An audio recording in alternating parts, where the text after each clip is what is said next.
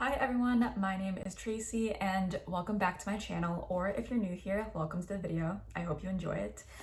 So today's video is another monthly installment of the series that I've been doing on my channel where I read from this book right here. As you guys already know, it's called The Leaping Hare, Nature Almanac, your year-long mindful guide to reconnecting with nature. But yeah, that's the book that I usually read from every month in this series. And I also incorporate a little bit of reading from this other book. I know everything is showing up backwards for you guys, and I'm sorry for that. But this one is called, as you already know, Complete Healing and Natural Remedies, a Holistic Approach to Mental Health and Healing, Natural Remedies, Foods, Lifestyle Strategies, and Therapies. So that's the book. But predominantly I am mostly going to be reading from this book, as you already know.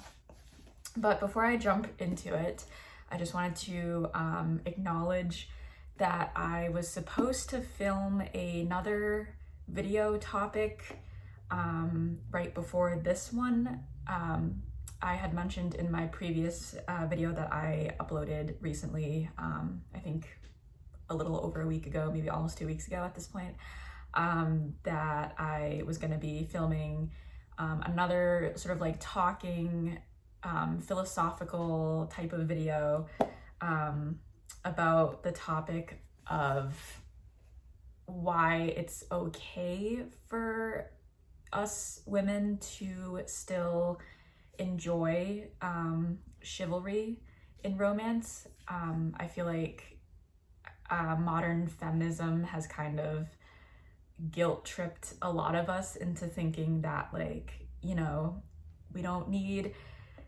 boyfriends or husbands, we don't need men to live our lives. And I agree with that. Like, I don't really think that anyone should ever need someone else. I mean, unless you're like a baby or, you know, a child, a minor in any way, and you need your caretakers, your parents, whatever, to take care of you. But like, as your own person, I really don't think that you need a romantic partner. I think it should be like a mutual respect and love and admiration that both people have for each other when they come together and form sort of like a union or a relationship of some kind.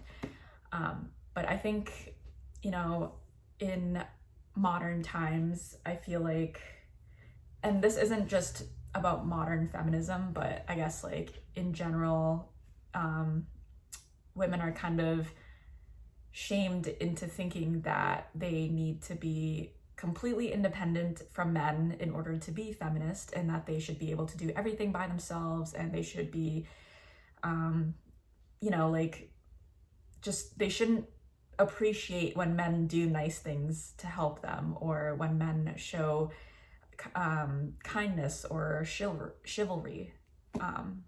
Anyways, I don't want to ramble too long about that, but that was kind of the gist of the video topic that I wanted to film here on my channel for you guys.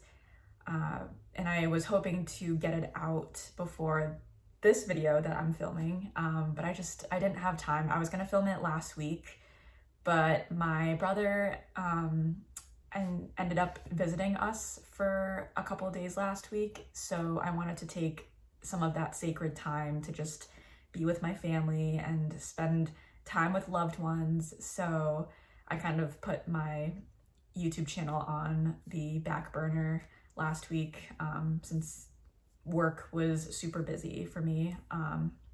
And of course, I just wanted to really be present with my family members and my brother who was visiting, since he lives pretty far. But anyways, I wanted to get this video out for you guys, hopefully by September 1st. It's already the last week of August, and I'm so shocked. I feel like it didn't feel that long ago when I had filmed the August video of this monthly series, but it's already been like a month later. So I feel like the older you get, months and years just tend to fly by and they feel so short. So yeah, I don't know. I feel like that goes to show that we should try to appreciate the present moment as much as we can. And I know that's easier said than done, but I feel like I'm guilty of this too, where we get sort of swept up in the busyness of everyday life and we forget to appreciate the sort of mundane moments, and then months and years just fly by. They just go by so fast, and then, you know, like you blink and then a decade has flown by before you know it, which is crazy to think about. So yeah.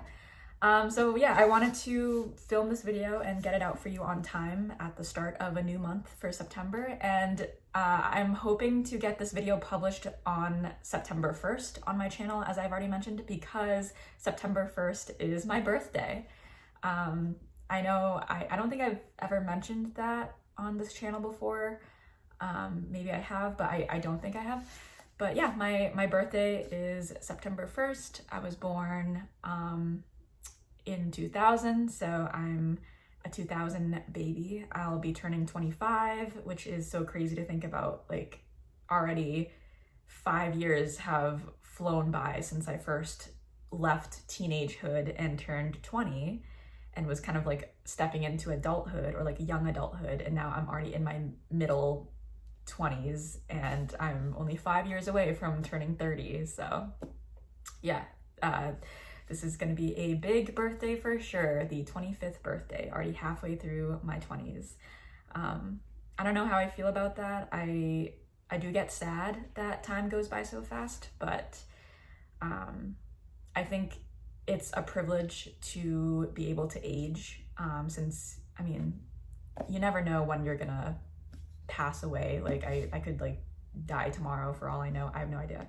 But I think it is a huge privilege to age and to sort of witness the impermanence of things and of life itself. I think that's what makes being human, like this whole human experience and life, so valuable and so precious, because everything is so temporary.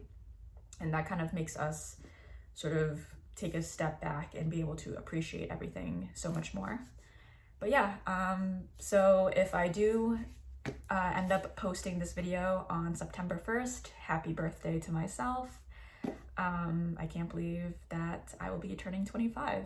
So yeah, I don't know, that's nerve-wracking, but also very exciting. So yeah, but anyways, enough of me rambling. I feel like I ramble way too much, but I kind of just wanted to give you guys some updates here and there. But yeah, we're gonna be jumping right into reading this book, and we're already, I first started this monthly series back in May, and we're already in September. So that is just crazy to me. But I feel like, I mean, as I've been saying, time just goes by way too fast the older you get.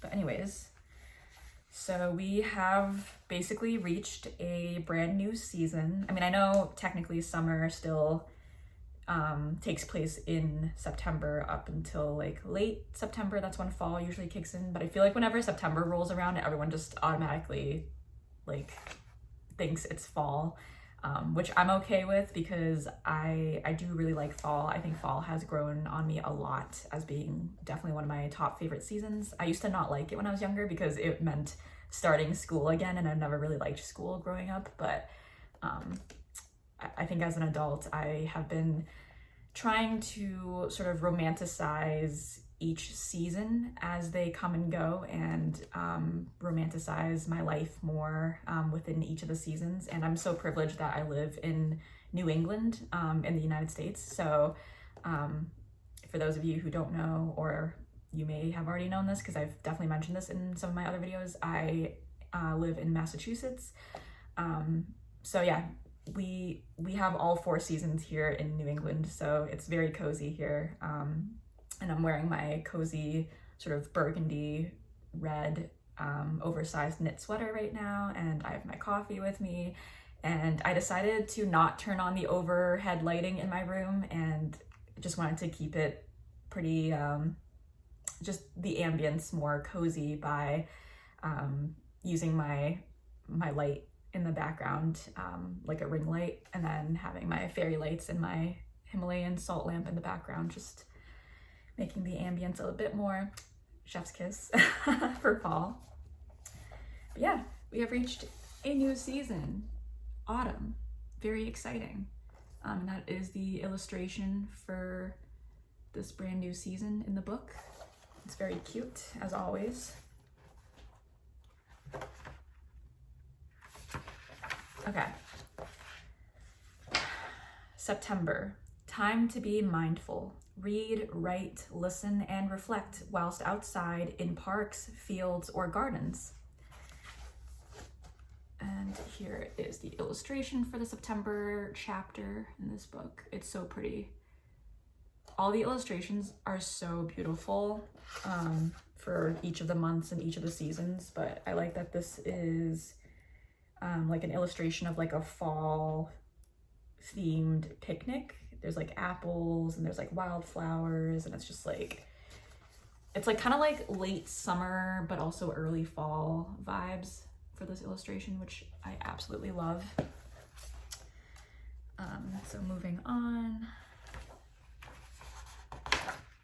Okay, so the first section is called Eco Reflection. Who follows? ? There can be no more iconic image of autumn in some parts of the world than the sight of a flock of seagulls following the plow. The farmer turns the soil to sow the seed, and the gulls flock behind the tractor to eat the worms and bugs, a moving tableau crossing the field back and forth. Birds left behind fly towards to take their place at the front, their turn for the freshest pickings, a rolling cloud of excitement. A similar sight is to be seen at sea as a swirling cloud of seabirds scream with anticipation in the wake of a fishing trawler, waiting for the nets to be hauled in, for the catch to be sorted, unwanted fish discarded overboard. When we witness such scenes, we experience a real sense of being part of the living ecosystem. We share the world with other creatures. The seagulls belong to the present moment as much as we do. That's kind of interesting. I never really associated seagulls with fall. I mean, personally, I kind of associate them more with like summer, because I feel like I always tend to associate like the ocean and like the beaches with summer. So I don't know if I agree with that statement of like seeing seagulls is like a sign of autumn. But I don't know. I guess I could be wrong. It could be like that for many other people. But for me personally, I think whenever I think of seagulls and like just like the ocean and the beach in general, I just think of summer. Especially here in Massachusetts, we have Cape Cod. So that's like a very known touristy destination for the summer months. So yeah. Anyways, moving on. So this section is all about growing potatoes, which is interesting. I like that this book incorporates like nature reflections, but also incorporates like gardening tips. I think that's really awesome. And as someone who aspires to be a homemaker someday, I know I've mentioned that in my previous videos in the past, but yeah, I do aspire to be a stay-at-home wife someday. That's why I'm working hard to save up money right now while I'm still young, but I would love to learn how to garden more and to just sort of be one with nature and use the fresh ingredients from my garden to cook and bake and all that sort. So I love that I can learn gardening tips from this book. And as I read it out to you guys can learn something new as well, hopefully. Okay, so growing potatoes. Growing potatoes is easy and loads of fun. Burrowing through the soil to find the tubers is like looking for buried treasure. They do take up a lot of space, however, so one option is to grow only early potatoes that are in the ground for less time than a main crop of potatoes. Planting tips. Potatoes prefer plenty of sun and they are heavy feeders, so either plant after your fertility building phase of rotation or add well-rotted compost and manure before planting. You'll be planting seed potatoes, which look like normal potatoes, but they have eyes and come from a specialty garden center certified free of disease. For an earlier crop, place the seed potatoes on a tray lined with newspaper and put somewhere to dry and to let the eyes shoot. When the shoots are 2 centimeters / 1 inch long, the potatoes are ready to be planted 8 to 15 centimeters / 3 to 6 inches deep in rows of 50 to 75 centimeters or 20 to 30 inches apart. Cultivation. The young shoots of early crops may need protecting from night frost with a floating row cover, which can be removed once the weather warms up. Unless the weather is dry, you shouldn't need to water until new tubers start to form, which is usually about the same time that the plants begin to flower. Potato tubers exposed to light will turn green and become poisonous. To prevent this, take some of the soil from between the rows and hill it up in a ridge over the emerging shoots to cover the tubers. There are a few pests and diseases to watch out for. Late summer blight is the worst. It can be avoided by growing only early cultivars that are harvested before blight can take hold. Tip: choose a container at least 60 centimeters / 2 feet deep. When planting, leave enough room in the top of the container so that an extra 10 centimeters / 4 inches of soil can be added when the new stems are 15 centimeters or 6 inches tall. Weed control. Potatoes are great at smothering weeds, but they do take time to get going. The traditional process of hilling them is also a good way of keeping them weeded at an early age, and it helps to warm up the soil on the ridge. Harvest. When the leaves begin to die down, or soon after flowers appear, your potatoes are ready to harvest. Keep later cultivars intended for storing in the ground for a few weeks so that the skin hardens. Scrape the skin lightly with your nail to test. If you don't leave a mark, they are ready to dig. Early cultivars are not suitable for storing. So potatoes grow in any rich and fertile, well-drained soil. You can plant them throughout spring before last frost. You can harvest them from late summer to the middle of autumn, and you can eat them fresh or store in a cool, dry place for up to 2 weeks. So very interesting. Oh, I don't think I ever showed you the illustration on the last section. Hold on. So this was the illustration of the last passage that I read about the seagulls. So that's beautiful.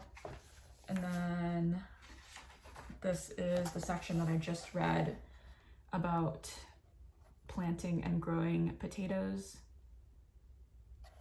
I know everything is backwards on camera. I'm so sorry for that. It's just flipped. Okay, so the next section is called Foraging Herbs. Foraging or wildcrafting is increasingly popular, and you need not live in the woods to do it. It's amazing how many useful herbs grow in the nooks and crannies of a city. When gathering from the wild, there are a few important considerations. First, treat the environment with respect and don't over-forage. A good guideline is to always take a little under half of what is there. And if the plant is endangered, don't take any at all. If you are gathering the root of a plant or a whole plant, as opposed to just some flowers, leaves, stems, or bark, then plant some seeds or a new plant. With some plants, you can divide the roots and replant half again. Second, check for contamination. In farming areas, avoid land that has been crop sprayed, especially recently. In cities, find out the previous use of wasteland, making sure it wasn't used for toxic chemical production, dumping, or such like. It's also important to be careful that you are not trespassing on private land, and make sure to check local laws about gathering plants. Plant identification is an is an invaluable skill, and there are excellent books with clear photographs to help the lone learner. If you take this route, you must be extremely careful not to use the wrong plant. If you're not sure, leave it alone. Whilst few plants are seriously poisonous, some can harm and even kill you if taken by mistake. Wow, that's scary. Before you pick, you could follow the native tradition of asking the plant's permission in your heart, respecting a no if you feel you hear one, and offering gratitude and something in return. In North America, the traditional offering is tobacco. In Europe, it is oats or barley. Even if this seems strange to you, you may be surprised at the warmth it will bring you. The earth is a living treasury, and the more you recognize its offerings, the richer your life will be. I love that quote. I'm gonna read it again. The earth is a living treasury, and the more you recognize its offerings, the richer your life will be. That's such a nice, metaphor. I love that. This is the illustration for this section. Very beautiful. I've always wanted to get into, I think it's called herbalism. That's the word, that's the name for it. Yeah, herbalism. I've always wanted to get into herbalism. I love watching YouTube videos on herbalism. I have a few favorite content creators that make videos on that topic. And I wanted to take some online courses to get certified in herbalism, but it's a little expensive, pricey. So I just haven't really had a chance to sort of commit to that, because it is a huge commitment. It's actually a whole tuition. Obviously a lot cheaper than going to college, but it is a tuition to be certified in herbalism. So especially if you're either going to an online school, or a real physical academy for it. But yeah, I think people who are really into herbalism and they know so much about it are so cool to me. And I would love to be friends with those types of people, and I hope to one day be like that. But I don't know anything about herbs or plants or anything, so I really admire people who have that knowledge. But yeah, the next section is called Plant Knowledge, Leaves. Leaves are elegantly crafted into many different shapes and sizes with the primary goal of harvesting light. They must be sheet-like, thin and translucent to allow light to reach the innermost cells. They must have stalks, which may develop in an opposite or alternate pattern on the stem and elevate the leaves to positions where they can track the movement of the sun throughout the day. There is an unlimited diversity in leaf characteristics. Some come in single blades or are divided into leaflets. Some have leaf margins, which can be whole, toothed, or wavy. All these characteristics are what botanists use to identify and describe a plant. Here are just some examples of leaf shapes and patterns found in nature. Why not go for a walk in a local park and see how many you can spot? Focus on the detail of the leaves you notice, appreciating the differences and similarities of each one. That's actually a really cool pastime activity. I definitely want to do this next time I go on another little nature walk or a nature hike. That another thing that I think is really cool are botanists. I think herbalists and botanists are so interesting and so just so cool to me, and people who know so much about animals, people who do bird watching and they're able to tell all the different kinds of birds and specific species of different animals and stuff like that, or different species of different plants and herbs and stuff that all just sounds so interesting. I feel when people are so in tune with their reality and nature and the ecosystem, those people are so admirable to me. No offense to capitalism and business people or whatever. I mean, I can kind of poke fun of corporate business people because I'm kind of one myself, and that's the part of myself that I really hate the most. I should not have gone to school for business. I regret it wholeheartedly. Um, no offense to corporate people, but I couldn't give less of an F about stocks. You can drone on and on and on about stocks and the economy and bonds and investing, and I'm just like, oh my God, count me out. I'm sorry, just count me out. I don't need to hear about your Bitcoin, about whatever. But when you talk to me about nature, like about herbalism and botany and like about animals, or if you talk to me about philosophy and theology and anthropology and history and art history, all of those things I find so interesting, so fascinating. Like, I love when people have that spark in them to understand the real world around them, rather than just like, you know, corporate people who are kind of stuck in their ways of being very one-dimensional people. No offense, I'm sorry, I don't want to be mean, but I am a corporate person myself, so I feel like I'm kind of warranted to be mean because I'm kind of taking a jab at myself right now because I have a corporate job that I very much despise. Anyways, that was the botany section about leaves. So there's, I just hit myself in the face with the book. So there's like different illustrations for each of the different kinds of leaves. Let me see if I can go through all of them with you. So this one where my thumb is called opposite. And then this next one where my thumb is called alternate. And then this one is called pinnate. Can you see that? I don't know. And then this one is called dissected. This one is called heart-shaped. This one is called oblique. This one down here is called, I can't even pronounce it, oblanceolate. I definitely butchered that. I'm sorry. I can't pronounce that word. This next one is called lanceolate. This next one is called oblong. This one down here that looks like a seashell, it's called round. And then this last one down here is called palmate. But yeah, those are the different kinds of leaves that they have here.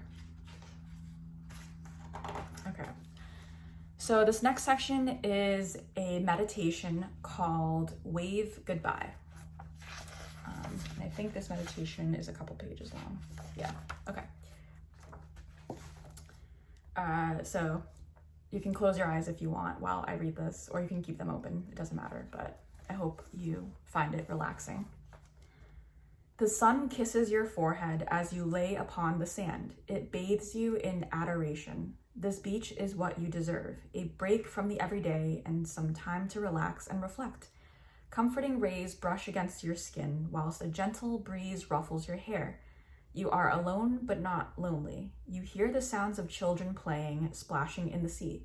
People in the distance talking and laughing, but they are getting further and further away with every breath, until they're just fragments, echoes drifting along the shoreline. The silence gives you perspective, and your mind feels suddenly alert and ready for its next quest. Sorry, excuse me. Life is sweet and you are in a good place, a safe place. This is your version of paradise. In and out you breathe. I don't know why my throat is like acting up.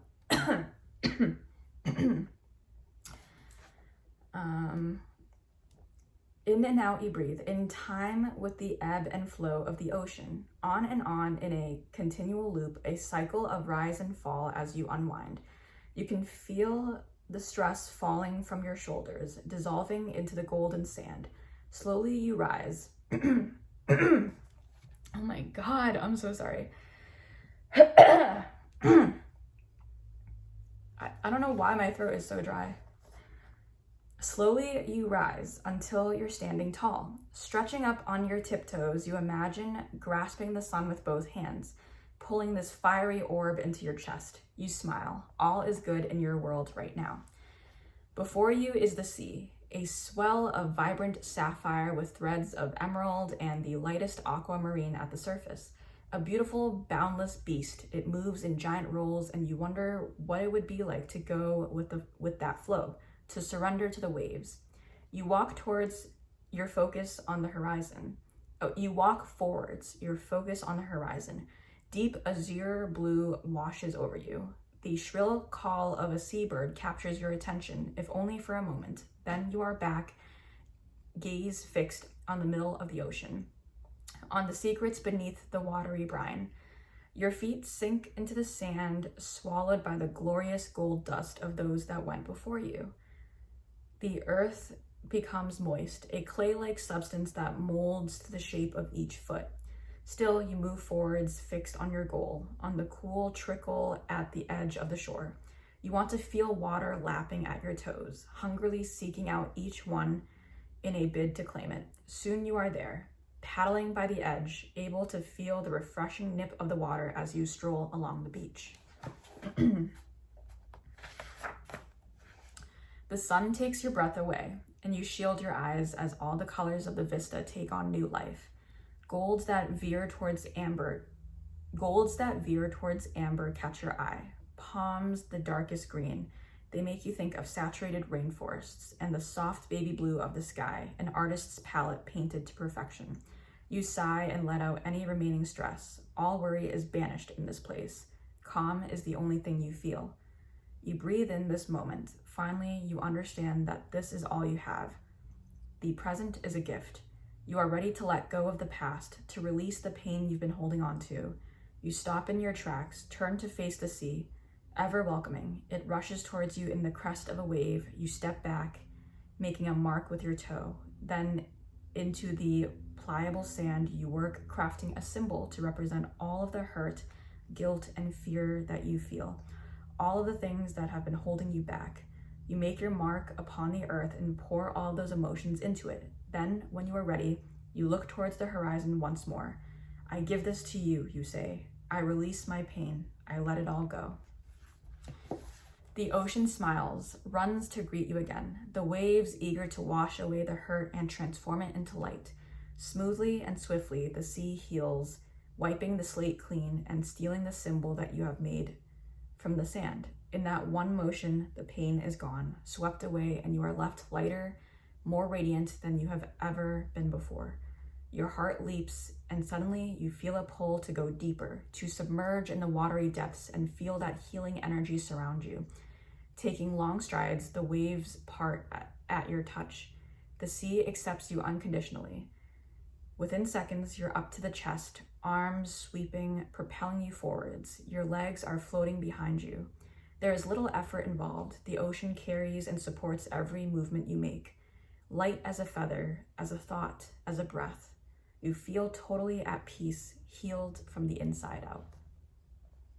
That's a really nice meditation. I think that's honestly my favorite meditation that this book has had so far. Out of all of the months that I've read, this is definitely my favorite one. But this is the illustration for the meditation on the first couple pages. It's very beautiful. And then this is the meditation, or this is the illustration on the second couple pages. It's so pretty. So, as you've noticed in the first part, the woman is sort of standing around the ocean, still on the shore, on the sand. And then the second page, at the end, she is kind of submerging herself in the ocean. So that's a very nice touch.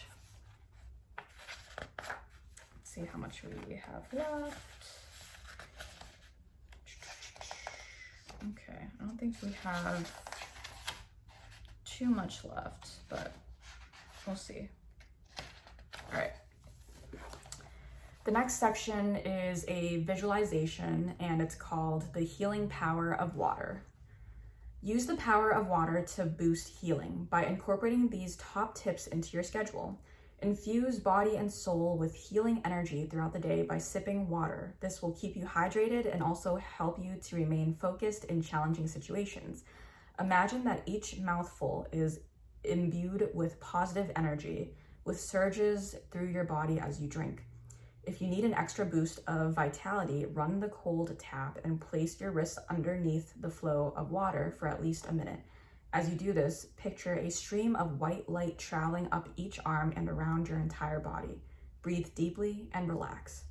Alternatively, fill the sink with cold water and submerge your hands. Close your eyes and imagine you are dipping your hands into the sea. Running cold water on your wrists lowers the body's core temperature and heart rate, which helps to reduce levels of cortisol, the stress hormone. This, coupled with a relaxing visualization, will make you feel instantly calmer. And then there's a couple of, what are these called? Affirmations on the next page. So the first affirmation is, all is good, all is calm. The second one is, I surrender to the ebb and flow. The third affirmation is, I release pain, I let it go. And the last affirmation is, healing energy washes over me.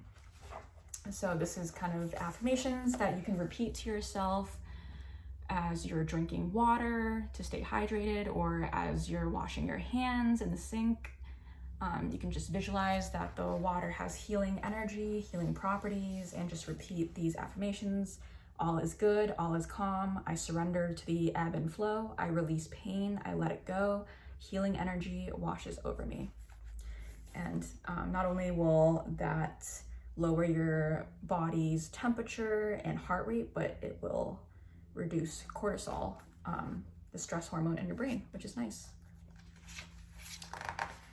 Okay, so this next section is a recipe for herbal baths. That sounds really interesting. Herbal baths cleanse the skin as well as ease aches and pains. Put your chosen herbs in a small muslin bag hanging over the hot water tap as you fill the bath. They continue to infuse whilst you bathe. Therapeutic baths can be relaxing or invigorating. Soak for 20 minutes for maximum efforts. Restorative baths. Make this citrus-scented bath blend for when your spirits need a pick-me-up and reminder of summer climes. Light a candle, set an intention to relax, and embrace your time for self-care. So you'll need 3 tablespoons fresh lemon balm / Melissa leaves, or 3 tablespoons fresh sweet marjoram leaves.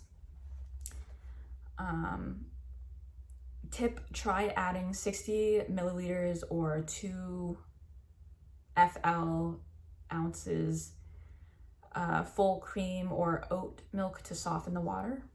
It's very interesting.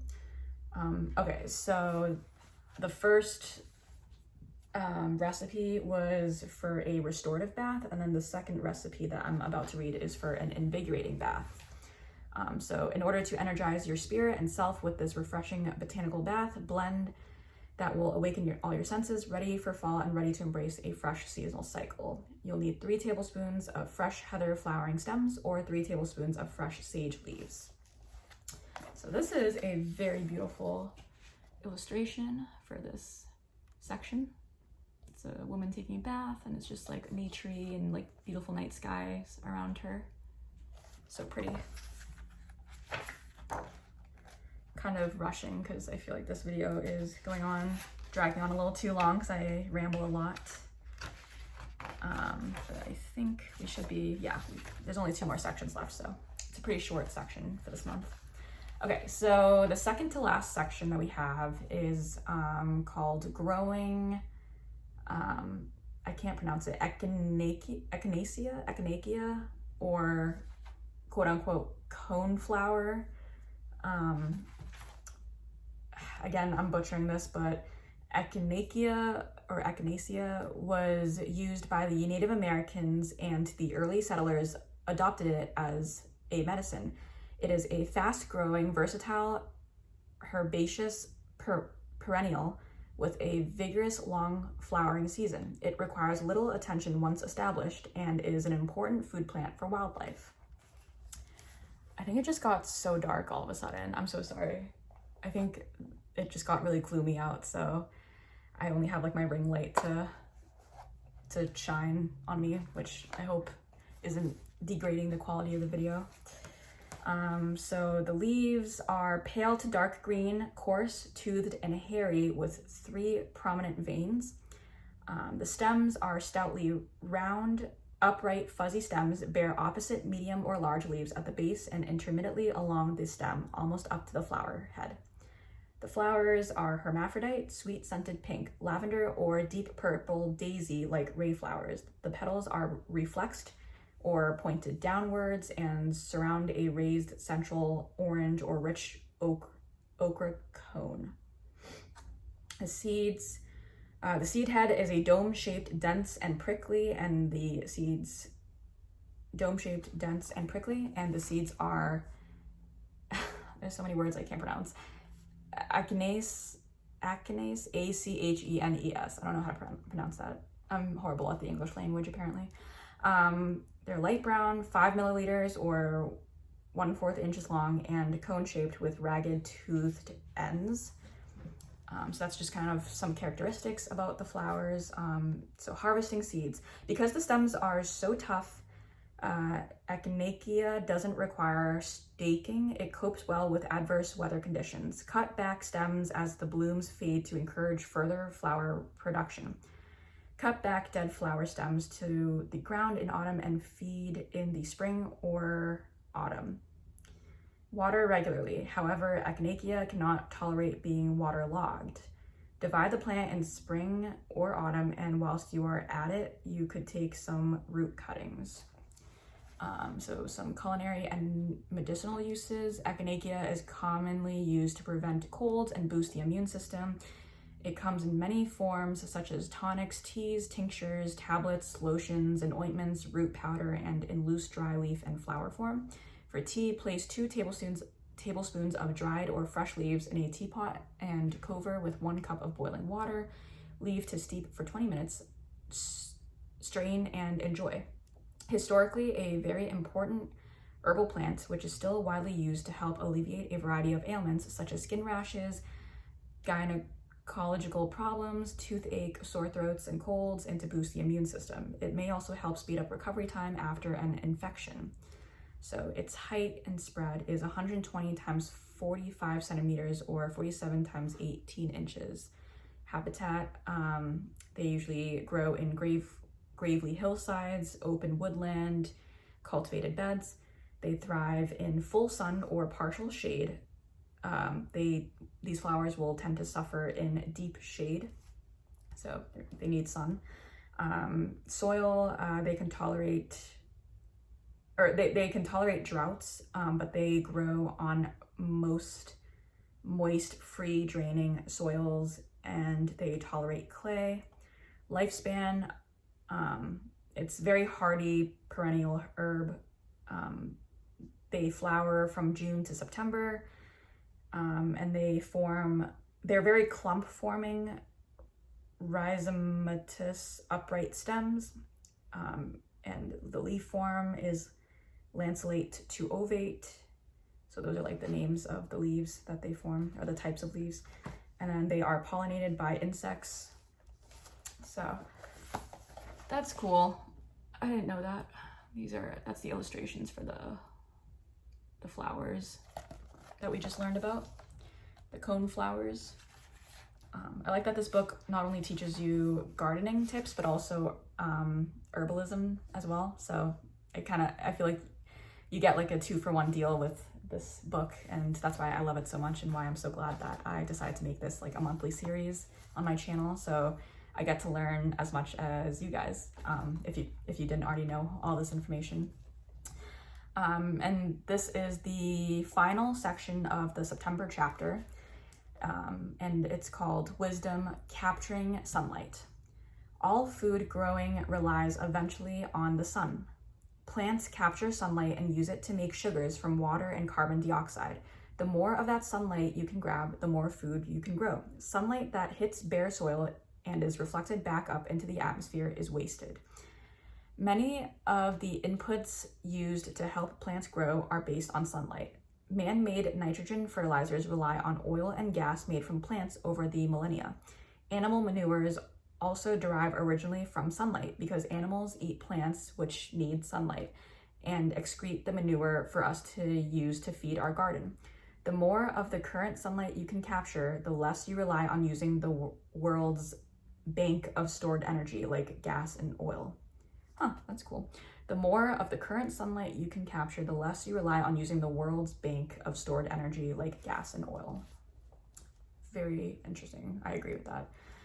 A core principle of organic gardening is to keep the soil covered for as much of the year as possible. The ideal is to have a plant growing at all times to capture energy. However, it is not always possible to have a food crop growing, so you can also use other plants to fit into your garden to help. So yeah, that's a really helpful tip.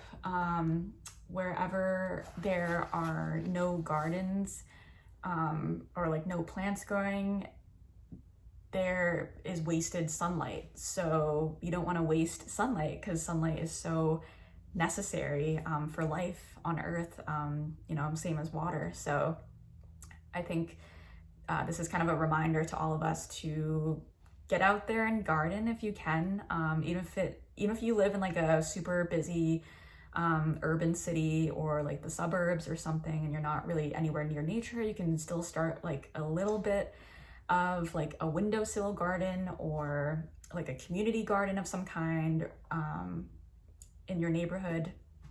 But yeah, I think it is a waste to just have the sunlight hit the pavement or concrete or buildings or nothing at all, and not have like any plants readily around to capture that sunlight to create more oxygen for us, and to just kind of have like a better, healthier environment and earth all around for us humans to thrive in. So it's a very nice reminder to all of us.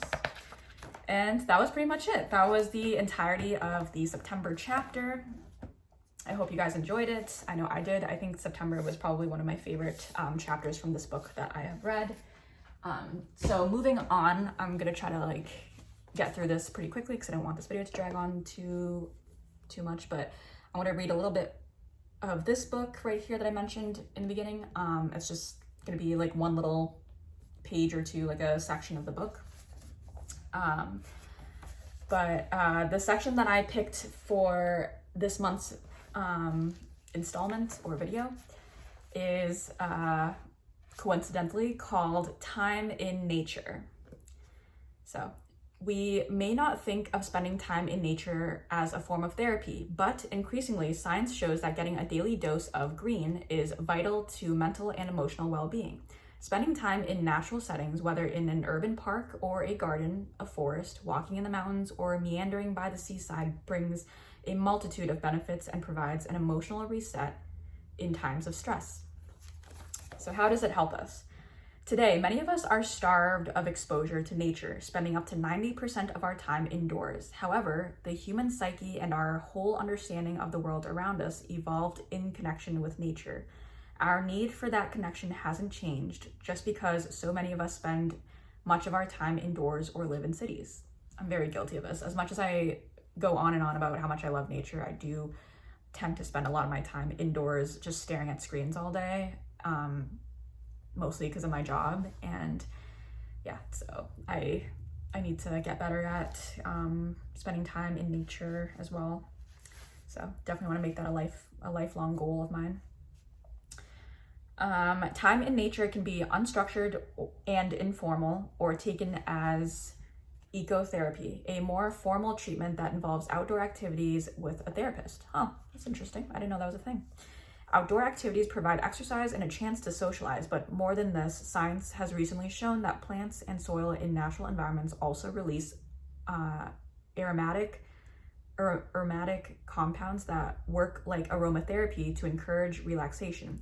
Mountains, forests, and beaches may also be richer in negative ions, molecules that once in our bodies balance levels of serotonin, helping to invigorate and support a positive outlook.